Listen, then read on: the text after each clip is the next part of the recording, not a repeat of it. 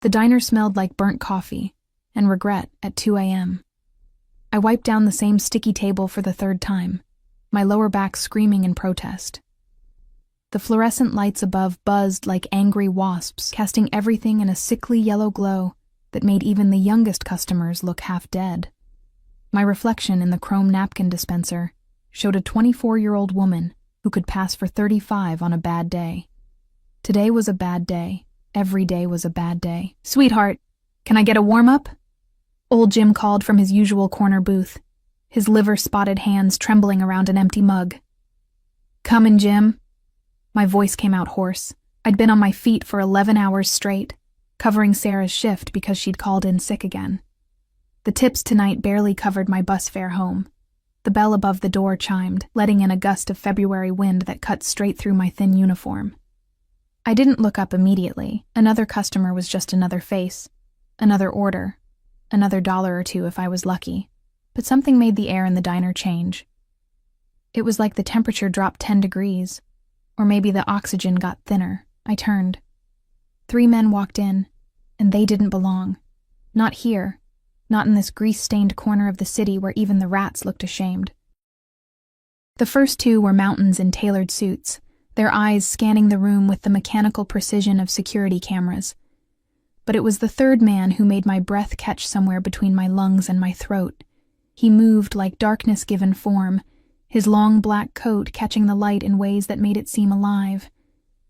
Even from across the room, I could smell him. Something expensive and dangerous, like leather and smoke and money I'd never touch. His face was all sharp angles and shadows, a jawline that could cut glass, and eyes so dark they looked like they could swallow the world.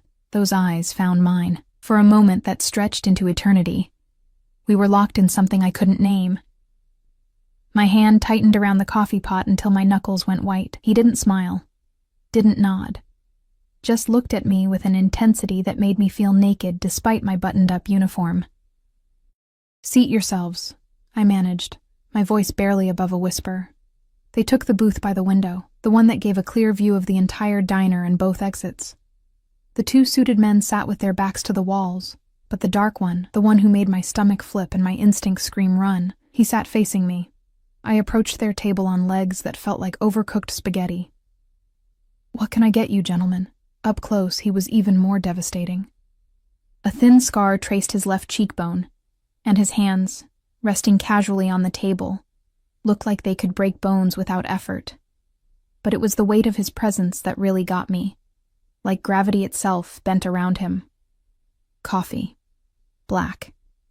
His voice was velvet, wrapped around steel. Italian accent. Subtle but unmistakable. "Same," the 2 mountains echoed. My hand shook as I poured, a few drops splashing onto the table.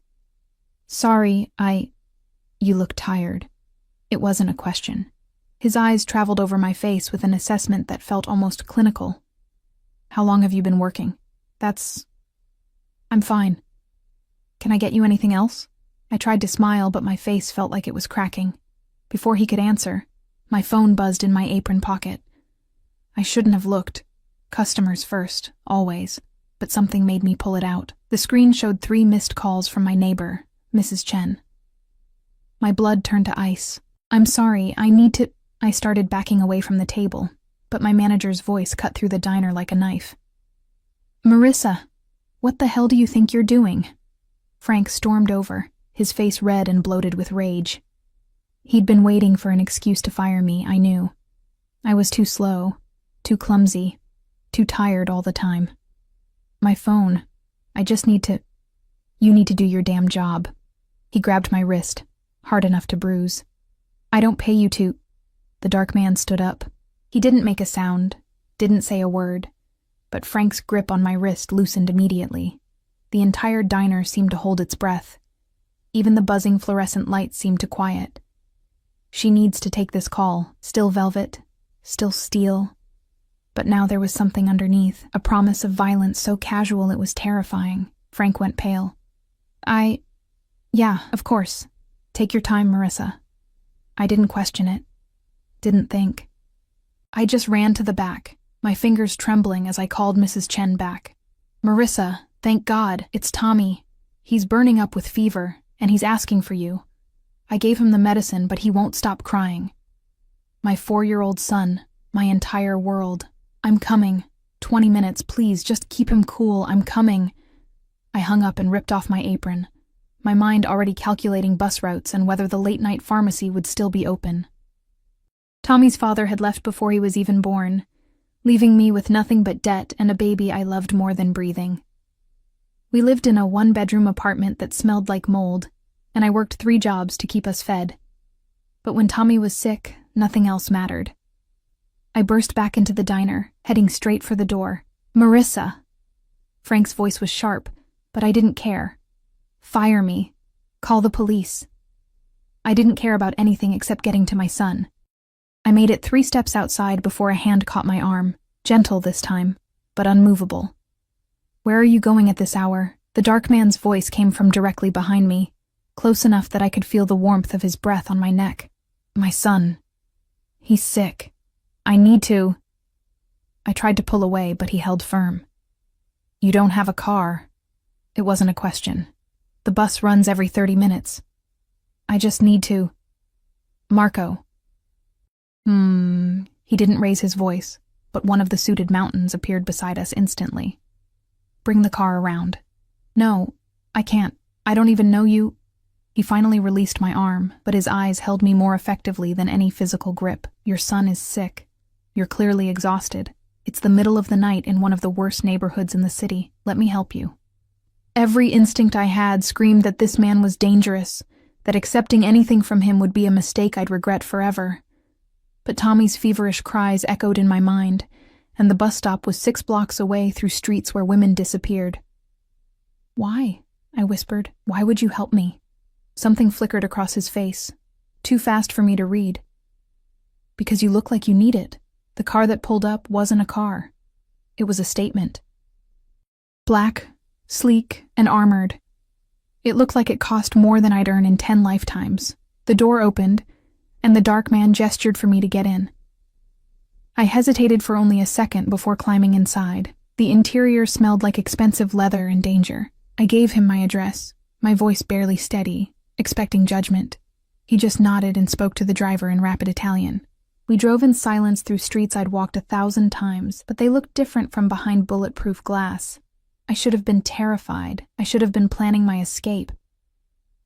Instead, I found myself studying him in the shadows, the way his jaw tightened when we passed a particularly dark alley, the way his hand rested near his waist where I suspected a gun lived. What's your son's name? He asked suddenly. Tommy. He's 4. He's everything. And his father? Gone. Before Tommy was even born, I don't know why I told him. Maybe exhaustion made me honest. Maybe I just needed to say it out loud to someone who wouldn't judge. I work 3 jobs. The diner, cleaning offices at night, weekend shifts at a laundromat. It's not enough, but I'm trying. I'm trying so hard. My voice cracked, and I hated myself for it. You're a good mother. His voice was softer now, almost gentle. That's obvious. We pulled up to my building, a crumbling brick structure that looked like one strong wind would knock it over. I could see Mrs. Chen's window, light still on, and my heart clenched. Thank you. Really, I don't know how to repay you. I reached for the door handle, but his voice stopped me. Marissa. The way he said my name, like he'd been practicing it, like it meant something, made my skin prickle with awareness. How did you know my name? He smiled, and it was the most dangerous thing I'd ever seen. Your name tag. Of course. Stupid. Take care of your son. And Marissa? He leaned forward, close enough that I could count the flecks of gold in those impossibly dark eyes. Call in sick tomorrow. Actually rest. Your manager won't give you any trouble. Before I could ask what he meant, before I could process the threat wrapped in concern, I was out of the car and running up the stairs to my son. Tommy was burning up in Mrs. Chen's arms, his little face flushed and wet with tears. Mama. I'm here, baby. Mama's here. I spent the rest of the night in a haze of cold compresses and children's medicine, watching Tommy's fever slowly break as dawn crept through our thin curtains. He finally fell asleep around 6 a.m., his small hand clutching my fingers. I should have felt relief. I should have felt grateful. Instead, I felt haunted by dark eyes and a voice like velvet over steel, and the terrifying certainty that accepting his help had been the biggest mistake of my life. My phone buzzed. An unknown number. "Your son will be fine. Rest today. Someone will cover your shifts." I stared at the message until my vision blurred, my heart hammering against my ribs. How did he have my number? I didn't go to work that day. Not because some stranger with eyes like a winter night told me not to. At least, that's what I told myself. I stayed home because Tommy needed me, because his fever spiked again around noon, because I was a good mother who put her son first. The fact that my hands trembled every time I thought about that text message was irrelevant. By evening, Tommy was finally sleeping peacefully, his breathing steady and deep. Mrs. Chen had brought over homemade soup, asking careful questions about the nice man in the fancy car that I deflected with practiced ease. I'd gotten good at keeping secrets, at building walls around the parts of my life that hurt too much to examine, but I couldn't stop thinking about him. The way he'd commanded the room without raising his voice, the casual violence promised in his stillness, the gentleness in his tone when he'd asked about Tommy. Men like that didn't exist in my world. Men with power and money who noticed waitresses drowning in exhaustion. Men who helped without demanding payment, except he would demand payment, eventually. Men always did. My phone buzzed again. Same unknown number. "How is your son?" I should have blocked it. Should have ignored it.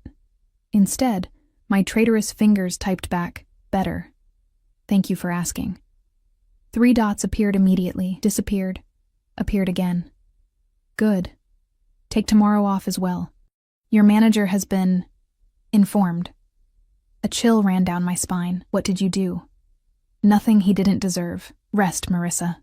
I stared at his message for a long time, my mind spinning through possibilities, each more terrifying than the last. What did informed mean in his world? Frank was an asshole, but he didn't deserve, what, a broken kneecap? A threat? A visit from men in expensive suits who spoke in Italian? I need to work. I have bills. Consider yourself on paid leave. The money will be in your account by morning. My breath caught. I can't accept that. I don't even know your name. A longer pause this time. Dante. Just that. Nothing else. Like his name was explanation enough, justification enough, absolution enough for whatever the hell was happening. Dante, I appreciate what you did, but I can't take money from... You can. You will. Your son needs you healthy. You're no good to him if you collapse from exhaustion. Why do you care? I hit send before I could stop myself, my heart pounding so hard I could feel it in my fingertips. The 3 dots appeared and disappeared 4 times. When his response finally came, it was just 2 words. I don't know.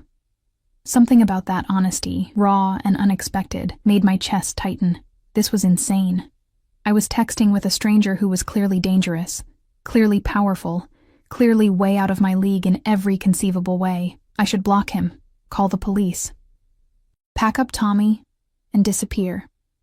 Instead, I fell asleep with my phone clutched in my hand, dreaming of dark eyes and the smell of expensive cologne. The money appeared in my account the next morning. $5,000. I stared at my phone screen until the numbers blurred together, my coffee going cold in my trembling hand. $5,000. That was 3 months of rent. That was Tommy's medical bills paid. That was food and electricity and maybe, just maybe, a winter coat that actually kept out the cold. That was also a chain around my neck, whether I could see it yet or not. This is too much, I texted, my fingers clumsy with panic. It's nothing. It's everything to me. Then let me give it to you. I spent the entire day in a state of suspended anxiety, jumping at every sound, expecting men in suits to break down my door with demands and threats. But nothing happened. Tommy played with his toys, oblivious to my spiraling thoughts. Mrs. Chen brought over more soup. The sun set on another day in my small, struggling life. Except now there was a crack in the wall I'd built around myself, and darkness was seeping through. That night my phone rang, not a text, an actual call. The unknown number. My hand shook as I answered. "Hello? Marissa." That voice, warm and dangerous, wrapping around my name like possession. "How are you feeling?" "I'm fine. Tommy's fine." "You didn't have to." "I know I didn't have to. I wanted to." A pause, filled with something heavy. "Have dinner with me tomorrow night." It wasn't a question, but it wasn't quite a command either. Something in between, like he was testing whether I'd say yes willingly or if he'd need to push. "I don't think that's a good idea." "Why not?" "Because I don't know you. Because you're clearly not—" I stopped, biting back the words. "Not safe. Not normal. Not someone I should let into my life." "Not what?" His voice held amusement now, dark and rich. "Not someone who has dinner with waitresses from shitty diners." He laughed, and the sound did something dangerous to my insides. "You'd be surprised what I do, Piccola. Say yes. I have a son. I can't just bring him." That stopped me cold. Men didn't want to have dinner with single mothers and their 4-year-olds. Men wanted easy, uncomplicated, child-free. I'd learned that lesson too many times. "You don't want a kid at dinner." "I want you at dinner. If that means your son comes too, then he comes." Something shifted in his voice, went harder. "I don't make offers twice, Marissa. Yes or no." Every rational part of my brain screamed no. This was dangerous. This was stupid.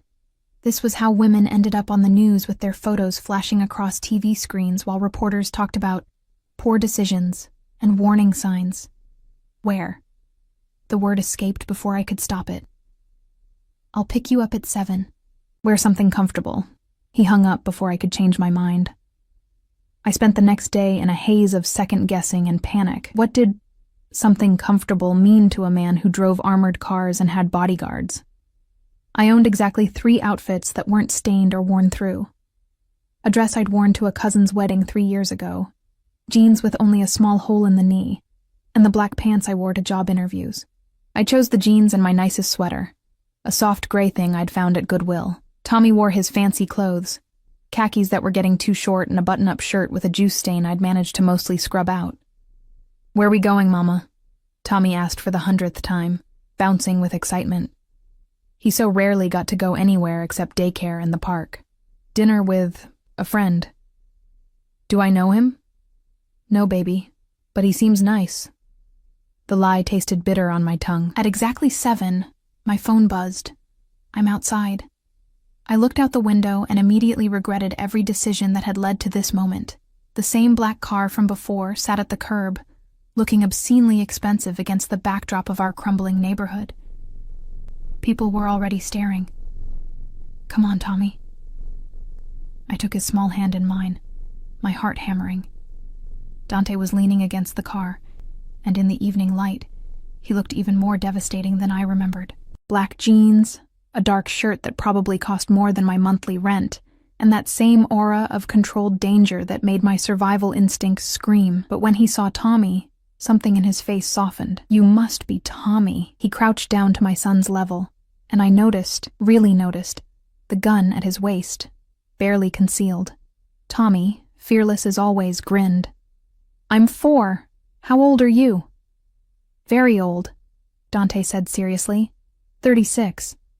"Wow, that's like 100. Dante's lips twitched. Exactly like 100. His eyes lifted to mine, and the intensity there made my breath catch. "Marissa, you look beautiful." I absolutely did not look beautiful. I looked tired and cheap and completely out of place, but something about the way he said it made me feel like maybe, for just a moment, I could believe him. "Where are we going?" I asked as he opened the door for us. "You'll see."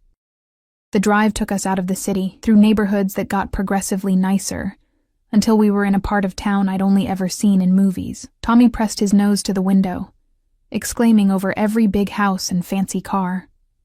We pulled up to a restaurant that didn't have a sign, just a discreet door with a suited man standing guard. He nodded at Dante with obvious respect, tinged with fear. "Signor Valentini. Valentini." So now I had a last name to go with the danger. Inside was like stepping into another world. Soft lighting, classical music, and the kind of quiet that only came from serious money. Every head turned as we entered, but Dante didn't seem to notice or care. He led us to a private room in the back, away from prying eyes. Tommy's eyes went wide. "Mama, this place is fancy." "Best behavior, baby," I whispered, my own eyes adjusting to the opulence. Dinner was surreal. Dante ordered in Italian, and plates of food appeared that looked too beautiful to eat. Tommy dug in with 4-year-old enthusiasm, getting sauce on his chin and chattering about his favorite cartoons. And Dante, this man who radiated violence and power, listened with what seemed like genuine interest. "Do you have kids?" Tommy asked around a mouthful of pasta. "Tommy, don't talk with your mouth full," I corrected automatically. Dante's expression darkened for just a moment. "No. No children." "Why not? Kids are great." "Tommy," I started, but Dante held up a hand. "You're right. Kids are great. I just haven't found the right person yet." His eyes met mine over Tommy's head, and something passed between us. Something heavy and complicated and terrifying. After dinner, Tommy fell asleep in the car, exhausted from excitement and a full stomach. Dante carried him up to my apartment without being asked, his movements careful and gentle, despite the obvious strength in his arms. I unlocked the door, hyper-aware of how small and shabby everything looked through his eyes.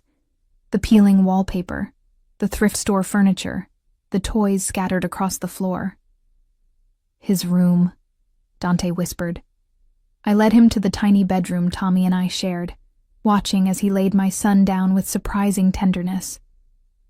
Tommy didn't even stir. Back in the living room, the air felt electric, dangerous. "Thank you for tonight," I said, my voice barely steady. "Tommy had a wonderful time, and you?" He stepped closer, and my back hit the wall. "Did you have a wonderful time, Marissa?" Yes, but I still don't understand why I'm interested in you." He was so close now I could feel the heat of his body. "Neither do I. You should terrify me. You should be a complication I can't afford." And yet, his hand came up, fingers barely grazing my cheek. I should have pulled away, should have told him to leave. Instead, I leaned into his touch like a flower reaching for sunlight. "Yet here I am," he finished, his voice rough. "Here I am, wanting something I have no right to want." "What do you want?" The question came out breathless. His thumb traced my bottom lip, his eyes following the movement with an intensity that made my knees weak. "Everything. I want everything, Piccola, and that should scare you." "It does," I whispered. "You terrify me." "Good." He leaned in, his lips a breath away from mine. "Fear will keep you smart, but don't let it keep you away from me. Promise me." "I can't promise that. I don't even know what you are." His smile was all edges. "Yes, you do. You knew the moment I walked into that diner. You just don't want to admit it." He was right. God help me, he was right. "Dante." "Shh." His forehead touched mine, and we stood there, breathing the same air, balanced on the edge of something that would either save me or destroy me. "I'll go. But I'll be back. And next time, Marissa, next time you won't tell me to leave." He pulled away, and the loss of his warmth felt like abandonment. At the door, he turned back one last time. "Lock this behind me. All 3 locks. And Marissa, if anyone bothers you, anyone at all, you call me immediately. Understood?" I nodded, not trusting my voice. After he left, I did lock all 3 locks. Then I slid down the door to the floor, my whole body trembling with fear and want, and the terrible certainty that I'd just invited the devil into my life. And the worst part? I wasn't sure I wanted to send him back. 3 days passed without a word from Dante, and I told myself I was relieved. I went back to work at the diner, enduring Frank's newfound nervousness around me with grim satisfaction. Whatever Dante had said or done, it had worked. Frank practically tripped over himself to give me the better shifts, the easier sections. The other waitresses noticed, their whispers following me like flies. But it was the men in suits who really made my skin crawl. They came in every shift now, always 2 of them, always sitting in the corner booth with perfect sightlines to the entire diner. They never ordered more than coffee, never spoke to me directly, just watched with the cold professionalism of guard dogs. Who are they? Sarah whispered during a lull, her eyes darting to the corner. I don't know. Another lie. I was getting too good at those. They're here for you, Marissa. Everyone can see it. What did you do? Are you in trouble? Yes, I wanted to say. I'm in so much trouble I can't even see the bottom anymore. Instead, I just shrugged and refilled coffee cups, feeling the weight of their surveillance like a hand on my neck. The text came during my break, while I was in the back alley trying to catch my breath and ignore the February cold seeping through my thin jacket. You're being followed. My heart stopped. By who? Not by me. Someone else. Someone who shouldn't be watching you. I looked around the alley, suddenly seeing shadows everywhere. What do? Stay inside the diner. My men are there. You're safe. I'm coming. 20 minutes later, Dante's car pulled up to the front entrance. He didn't come inside, just sent one of his suited mountains to collect me. Frank didn't even try to stop me this time, just went pale and looked away.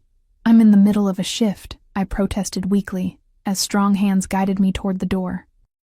Not anymore, the mountain rumbled.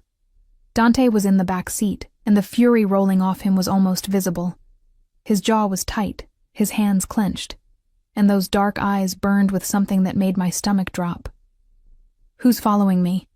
I asked, as the car pulled away from the curb. That's what I'm trying to find out. His voice was clipped, controlled. Tell me everything. Has anyone approached you? Asked questions about you? About Tommy? No, wait. My blood turned to ice. 2 days ago, there was a man. Outside Tommy's daycare. He was just standing there, watching the kids play. Mrs. Patterson, the director, she asked if he was picking up, and he left. I thought it was nothing. Dante's expression went absolutely glacial. Describe him. Tall, maybe 40. Dark hair, scar on his hand. I noticed because he was smoking and the way he held the cigarette. Cazzo. He pulled out his phone, barking orders in rapid Italian. Then his eyes found mine, and I saw something I hadn't seen before. Genuine fear. Not for himself, for me. Marissa, I need you to listen very carefully. The man watching you, he's connected to something from my past, something dangerous. What kind of dangerous? Dante, what the hell is going on? He was quiet for a long moment, his jaw working like he was chewing on words too sharp to swallow. 4 years ago, one of my men betrayed me, stole from me, cost me someone important. His voice dropped, went rough. His name was Marcus Webb. The name meant nothing to me. Should it have? Marcus disappeared before I could handle the situation. I've been looking for him ever since. Dante's hand found mine, his grip almost painful. Marissa, what was Tommy's father's name? The world tilted sideways. Marcus, I whispered. Marcus Webb. The silence in the car was deafening. Oh God. My voice broke. Oh God, you knew. You knew who I was. That night at the diner. It wasn't random, was it? You were looking for him. You were... No. He pulled me closer, his other hand cupping my face with desperate intensity. No, Piccola. I swear on my life I didn't know. Not then. I found out after. After I'd already... He stopped, his forehead pressing against mine. After I'd already fallen. Fallen? I tried to pull away, but he held firm. Don't lie to me. Not now. I'm not lying. That night, I saw a woman who looked dead on her feet, trying to hold her world together with willpower and prayer. I saw someone who needed help, and for reasons I still don't understand, I wanted to be the one to help her. His thumb traced my cheekbone. It was only after, when I had my people look into you for protection purposes, that I found the connection to Marcus. Protection from what? From me. His smile was bitter. From the kind of man who doesn't let betrayal go unpunished, who destroys anyone connected to his enemies. The implication hit me like a freight train. Tommy. You're saying Marcus betrayed me, stole $2 million and information that got my younger brother killed. The grief in his voice was raw, real. Antonio was 22. He died because of what Marcus did. I couldn't breathe, couldn't think. And Tommy is innocent, a child. not responsible for his father's sins. Dante's voice hardened.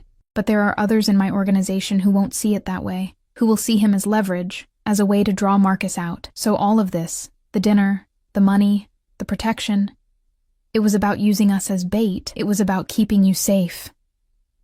His voice rose, echoing in the confined space. When I realized who you were, who Tommy was, I should have walked away, should have let my men handle it. But I couldn't. His hands framed my face, forcing me to meet his eyes. I couldn't because every time I looked at you, I saw someone worth protecting.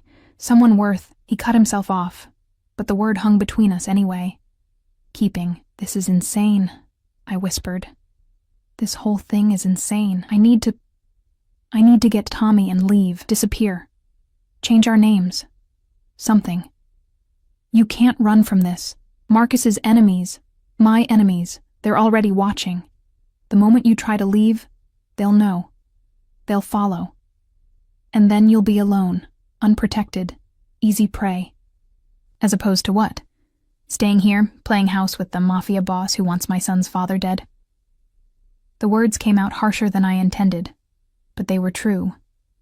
All of it was true. Dante's expression shuddered. I want you safe, both of you. That's all that matters now. Why?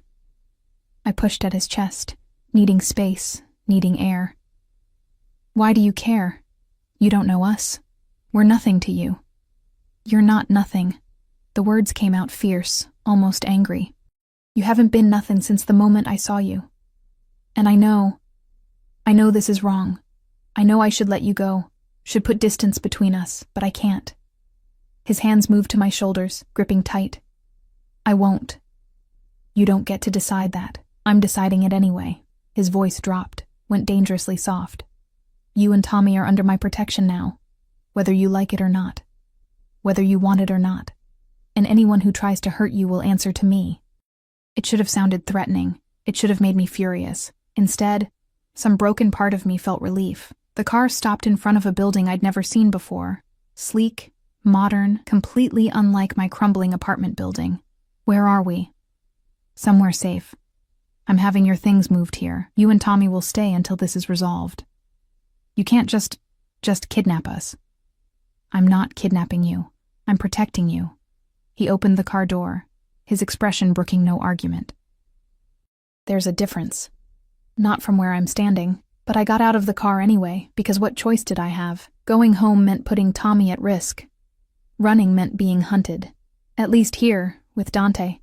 I knew what the danger looked like. The penthouse was obscene. Floor-to-ceiling windows overlooking the city.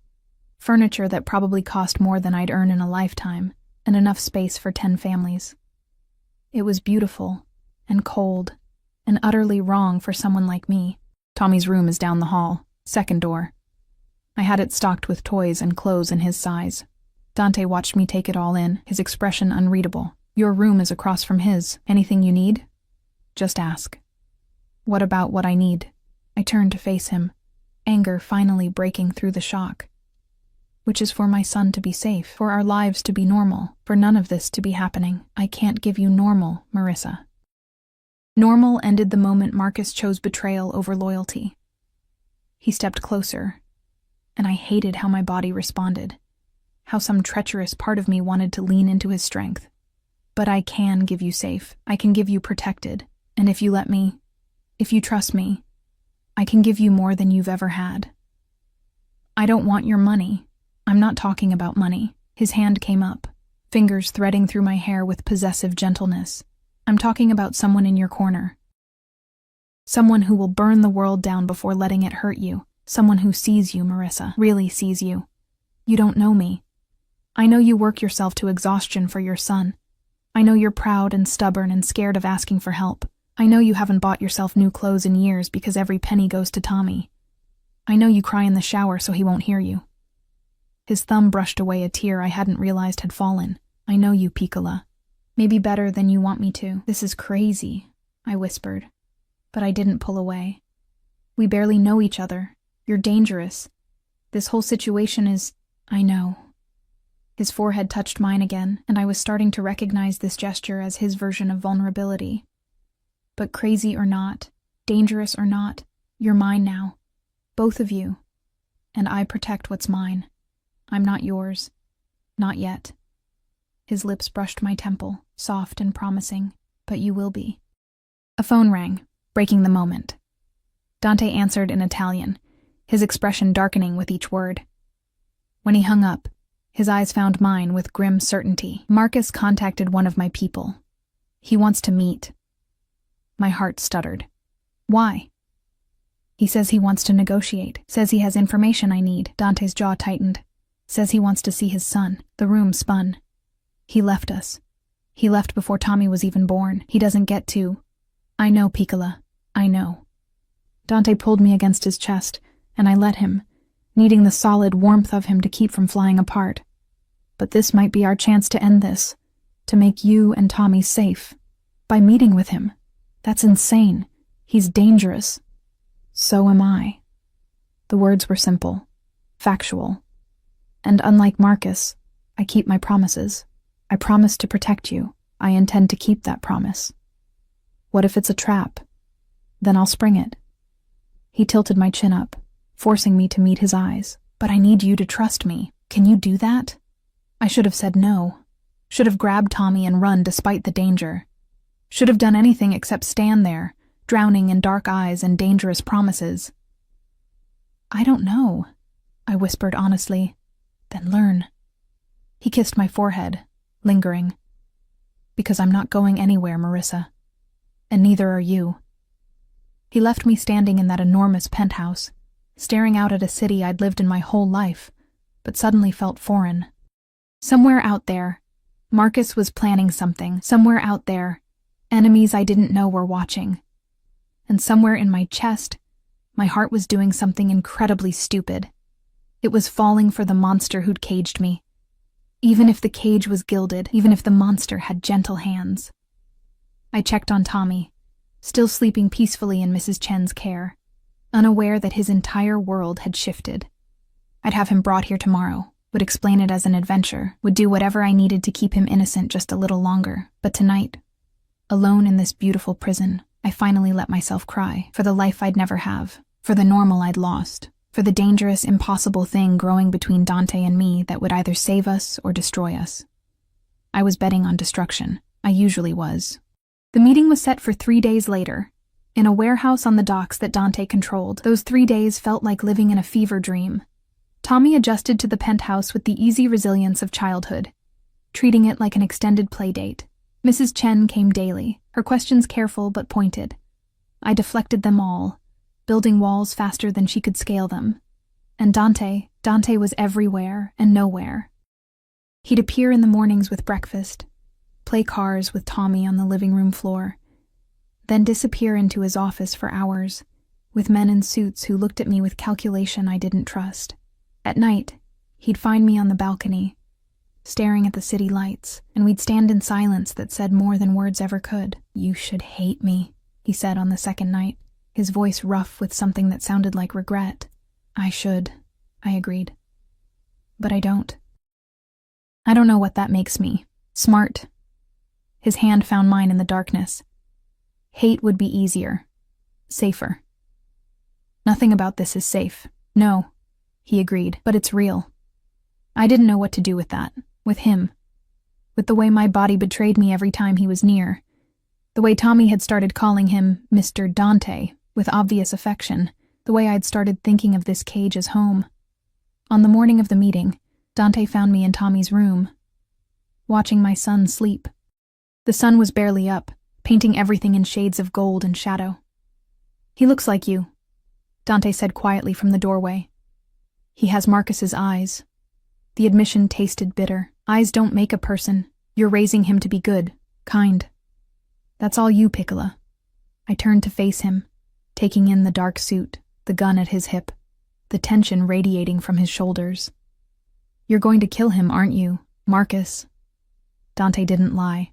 If I have to. And if Tommy asks about his father someday, what do I tell him?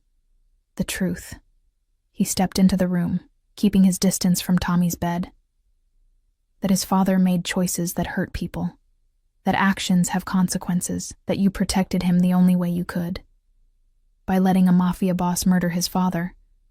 By letting a man who loves you keep you both safe. The words hung in the air like a confession. Yes, Marissa. I love you.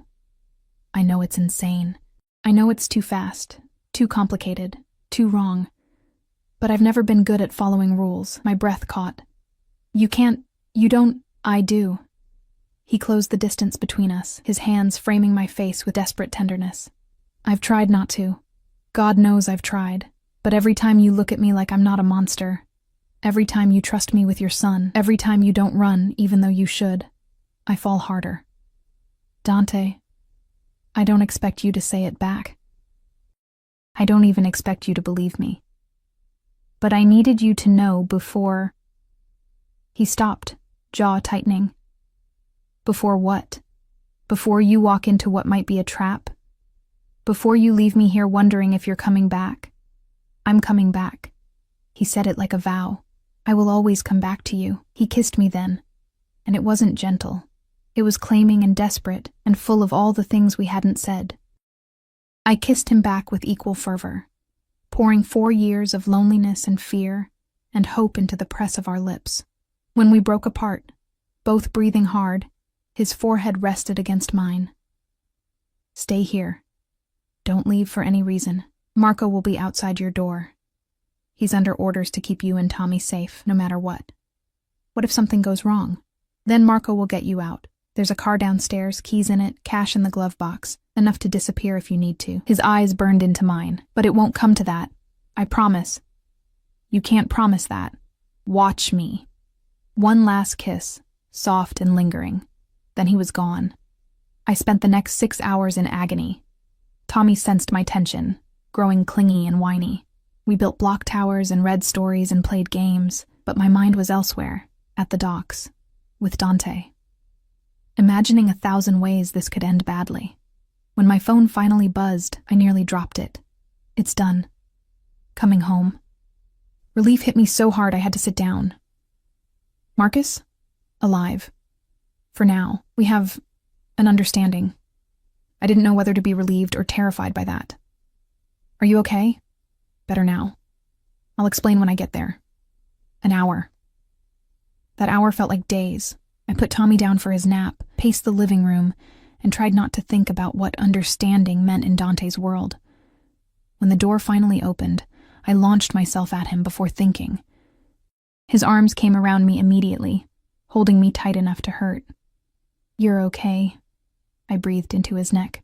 You're okay. Did you doubt me, Piccola?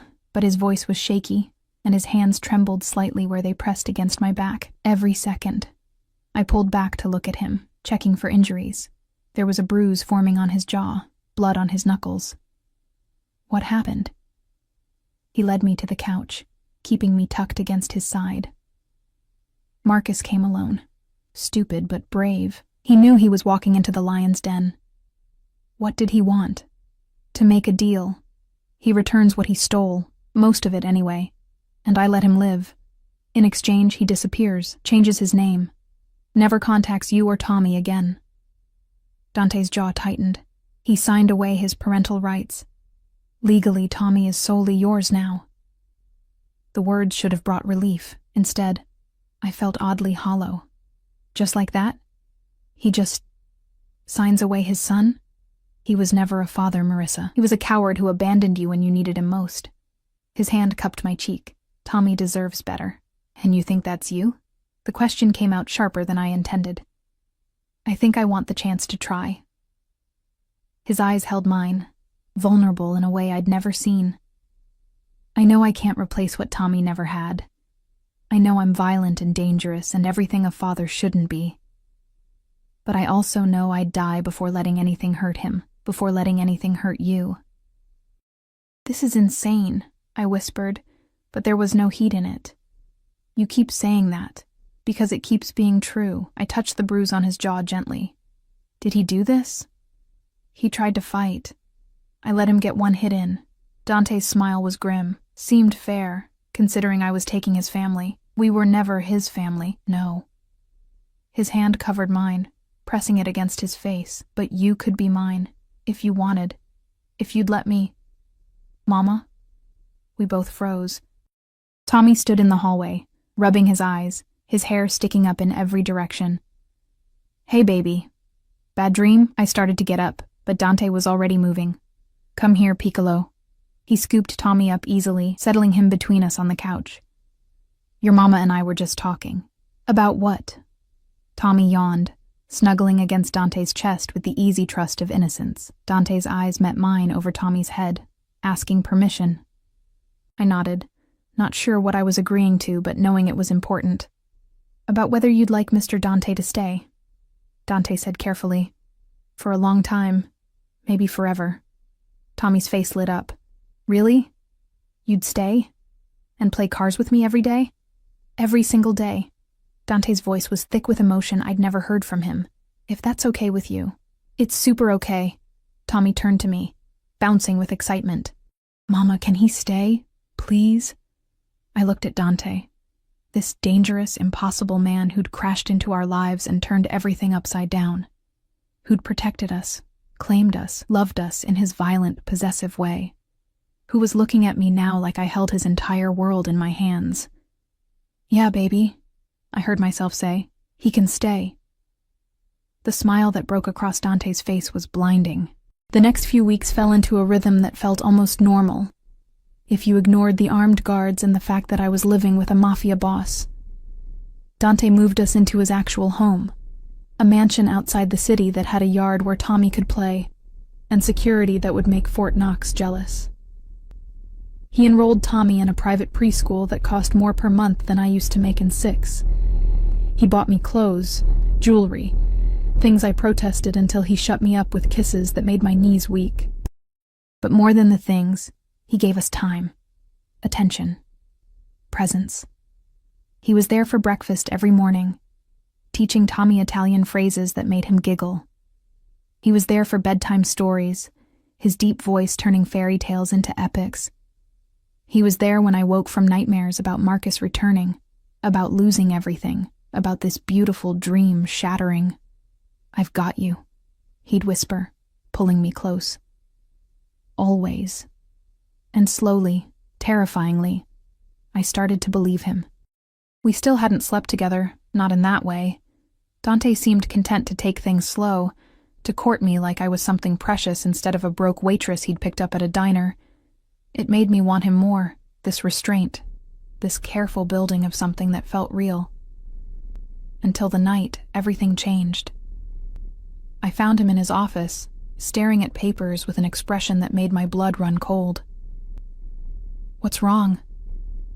He looked up, and the fury in his eyes was terrifying. Marcus lied. He didn't return everything. He kept copies of files, information about my operations, my people, and he sold them. My stomach dropped. To who? The Morellis, a rival family. He stood, pacing like a caged animal. "They hit one of my warehouses tonight. 3 of my men are dead, and they left a message." He handed me a photo, and my hand started shaking. It was Tommy's preschool. Someone had taken it from across the street, the implication crystal clear. Oh God. "They know about you. About Tommy." Dante pulled me against him, his whole body rigid with rage. "They know you're my weakness. Then let us go. Let us disappear. We'll leave. No." The word was absolute. "No, Piccola. Running won't save you now. The only way out is through." Through what? His eyes met mine, and I saw the monster he usually kept hidden. War. Dante. They threatened my family. His hands cupped my face almost bruisingly. "They threatened you.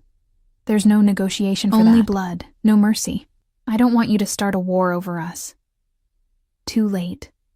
He kissed me hard, desperately. "It started the moment I decided you were mine.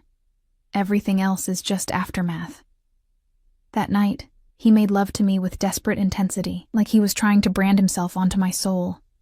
And I let him, clinging to him with equal fervor, knowing that tomorrow might bring an ending we couldn't survive.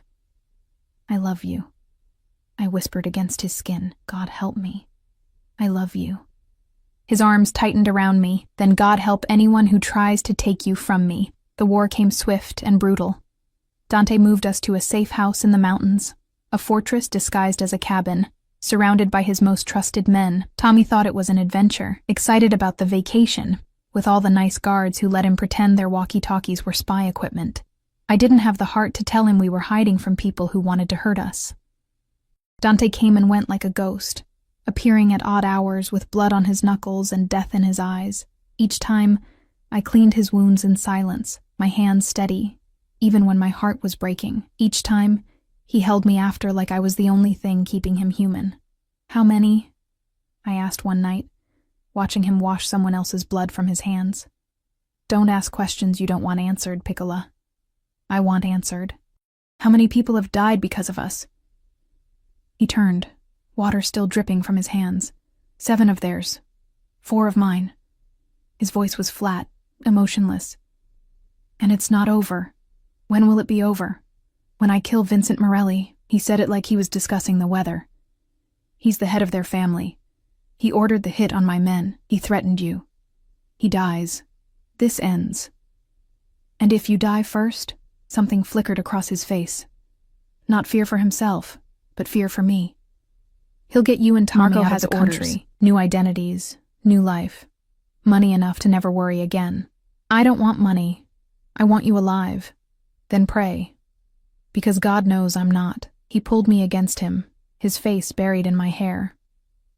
"I've done terrible things, Marissa, things that would make you run if you knew the details.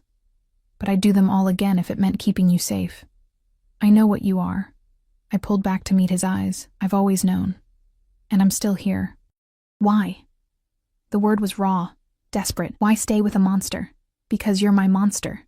I touched his face, feeling the stubble, the warmth, the humanity he tried so hard to hide. "Because you love my son like he's yours.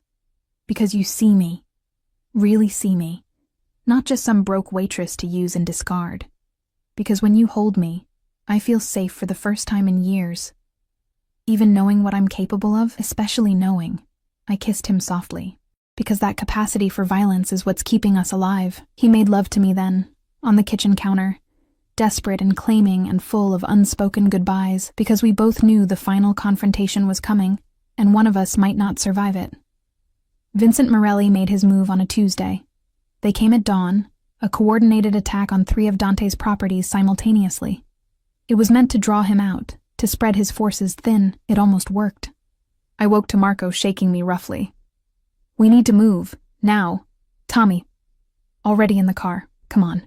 The next few hours were a blur of back roads and safe houses, Marco and his team moving us like chess pieces. But we all knew the truth. Eventually, we'd run out of moves. The call came while we were holed up in an apartment in the city, Tommy sleeping fitfully on the couch. "Put him on," I told Marco, my heart in my throat. "Marissa." Dante's voice was rough, strained. "Are you safe?" "For now." "Where are you?" "The old Morelli estate. Vincent agreed to meet. End this face-to-face. It's a trap." "Of course it's a trap, but it's also my only shot at ending this." He paused, and I heard gunfire in the background. "If something goes wrong," "Nothing's going wrong. You're coming back to us," my voice broke. "You promised, Dante. You promised you'd always come back." "I'm going to try, Piccola. God, I'm going to try." More gunfire, shouting. "I have to go. I love you. Tell Tommy, tell him I'm sorry I couldn't." The line went dead. I stared at the phone, ice flooding my veins. "Marco, take me to him." "No way. Boss's orders." "I don't care about his orders." I was on my feet, fury and terror making me reckless. "Take me to him, or I'll find my own way." Marco studied me for a long moment, then sighed. "You're as crazy as he is." "Fine. But the kid stays here with Roberto."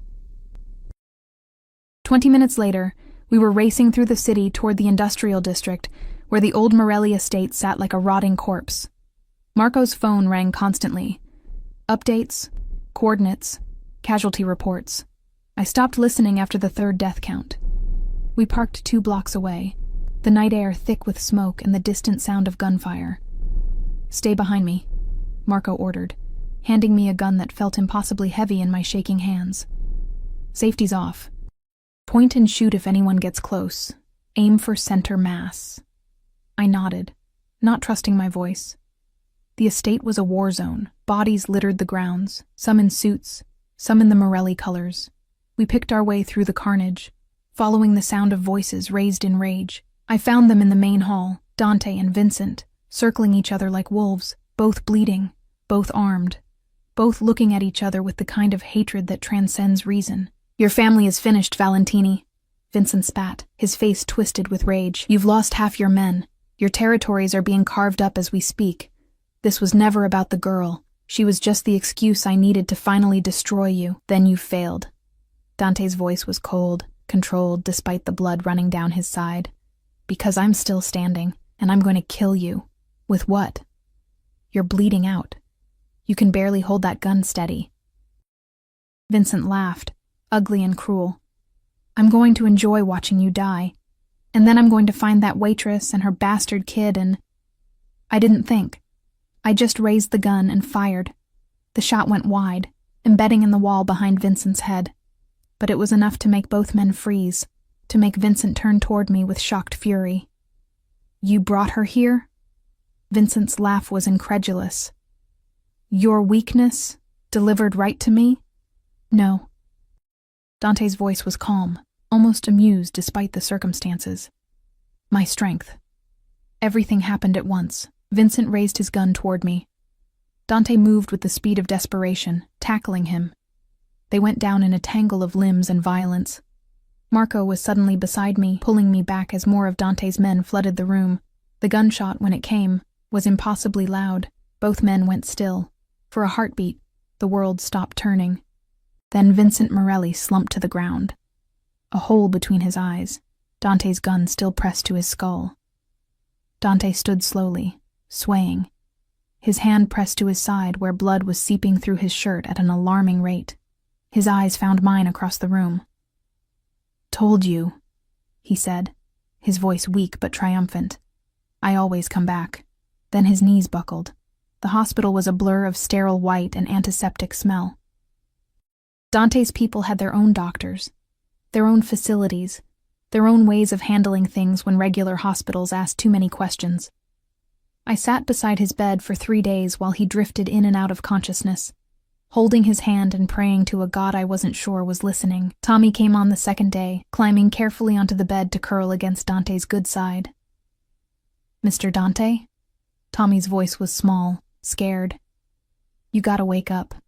Mama's really sad, and I miss you. Dante's fingers twitched against mine. On the 4th day, his eyes finally opened. Piccola, he rasped, his voice rough from disuse. You idiot. I was crying and laughing at the same time. You stupid, reckless idiot. Love you too. His hand came up weakly to wipe my tears. Tommy? Fine. Safe. Worried about you. I leaned into his touch, needing the contact. Vincent? Dead. It's over. The Morellis surrendered. My people are already absorbing what's left of their operations. He shifted, wincing. We're safe, Marissa. Finally safe. Until the next threat, the next war. I couldn't keep the bitterness from my voice. No. He struggled to sit up, ignoring my protests. I'm done. I'm passing control to my second, keeping my finger in things but stepping back from the day-to-day violence. His eyes held mine with fierce intensity. I almost died. Almost left you and Tommy alone. I won't risk that again. You'd give up your empire? For us? I'd give up everything for you. He pulled me close, pressing his lips to my forehead. You and Tommy are my empire now. The only thing that matters. 6 months later, we stood in a small chapel surrounded by Dante's people and the few friends I'd managed to keep through all the chaos. Tommy was the ring-bearer, taking his job with adorable seriousness. Mrs. Chen cried happy tears in the front row. And Dante stood at the altar in a black suit that made him look like sin incarnate, watching me walk down the aisle like I was something precious. You sure about this? I whispered when I reached him, suddenly terrified. It's not too late to run. I've been sure since the moment I saw you drowning in that diner and wanted to save you. His hand found mine, steady and warm. You're stuck with me, Piccola, for better or worse. Mostly worse, I teased. but there were tears in my eyes. Probably. He smiled, and it was real and warm and full of the love he no longer tried to hide. But I promise you this, I will spend every day for the rest of my life proving that you made the right choice, that we're worth the risk. The ceremony was simple, the vows traditional, but when Dante kissed me, it felt like a promise written in blood and steel and something softer. Something like hope. We bought a house in the suburbs with a big yard and good schools. Dante kept his word, stepping back from the violence while still maintaining enough control to keep us protected. He taught Tommy Italian and how to ride a bike. He made me breakfast in bed and loved me with the same fierce intensity he'd once reserved for war. It wasn't perfect. There were nightmares and scars, both visible and not. There were moments when the darkness in him surfaced, when I saw the monster beneath the man. But there were also morning cuddles and family dinners, and the slow, steady building of something real. One night, 2 years after our wedding, I found Dante on the back porch, staring at the stars. "What are you thinking about?" I asked, settling into his lap. That night at the diner. His arms came around me automatically. How I walked in looking for information about a traitor and walked out with my entire future. You didn't walk out with me that night. Didn't I? He kissed my temple. The moment I saw you, something in me recognized something in you. Like my soul was saying, there she is. Everything after was just inevitability. That's terrifyingly romantic. I'm a terrifying man who happens to be romantic.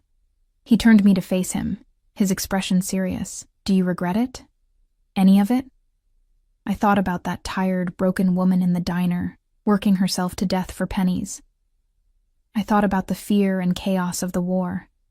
I thought about all the ways this could have ended badly. Then I thought about Tommy's laughter echoing through our home, about waking up every morning in Dante's arms, about being seen and loved and protected in ways I'd never imagined possible. Not for a second, I said honestly. You saved us. In every way a person can be saved. No, Piccola. His kiss was soft, reverent. You saved me. From inside, we heard Tommy calling for bedtime stories, his voice bright and happy and safe. Dante took my hand, and together we went inside to our son. Not by blood, but by choice. By love. By the family we'd built from violence and desperation and impossible hope. The diner where we'd met had closed down, replaced by something newer and shinier. I didn't miss it. That life felt like a dream now, something that had happened to someone else. This, Dante's hand in mine, Tommy's laughter, the steady rhythm of our strange, beautiful life. This was real, and I was never letting it go.